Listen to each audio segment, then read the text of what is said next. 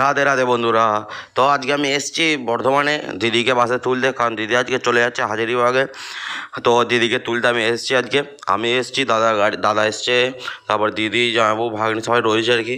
তো ভাগ্নির মন খারাপ একটু, চলে যাচ্ছে বলে আমি রাস্তার ধারে দাঁড়িয়ে আছি, এনেছে ধারে। তো একটু পরে বাস আসবে, বাসকে ফোন করেছিল, বাস বললো যে আসছি আমরা। এই দেখো সামনে যে বাসগুলো দাঁড়িয়ে আছে না, এইরকম বাস আসবে। তো এই বাসগুলো হচ্ছে প্রচুর লাক্সারি আর বাস আর কি, মানে হেভি আরাম চেপে আর কি, সোজা কথা। আমি অনেকবার গেছি রাত্রিবেলায়, কিন্তু হেভি কমফোর্টেবল। এই দেখো এই গাড়িটা করে আমরা এসেছি, দিদি ওখানে দাঁড়িয়ে আছে আর আমি দাঁড়িয়ে একটু ভিডিও করছিলাম। দিদি বলে রাস্তার থেকে সরায়, প্রচুর গাড়ি যাচ্ছে, ওনার কিছু অসুবিধা নেই, আমি অনেকটা দূরেই আছি। এই আমি ভিডিও করছিলাম। এই দেখো সামনে যে গাড়িটা দাঁড়িয়ে আছে না, অনুষ্কা বলে। তো এই গাড়িটার নাম ছিল অনুষ্কা। এরকম গাড়ি আর কি আমাদের আসবে। এই দেখো এই যে গাড়িটা দিদি চেপে চলে যাচ্ছে, গাড়ির নাম হচ্ছে হেমকুণ্ড। গাড়িটা নতুন গাড়ি আর কি। তো হচ্ছে এই যে চেপে চলে গেল, দিদিকে চাপিয়ে দিলাম। এবারে আমরা বাড়ি ফিরবো। একটু মন খারাপ, কি আর করা যাবে।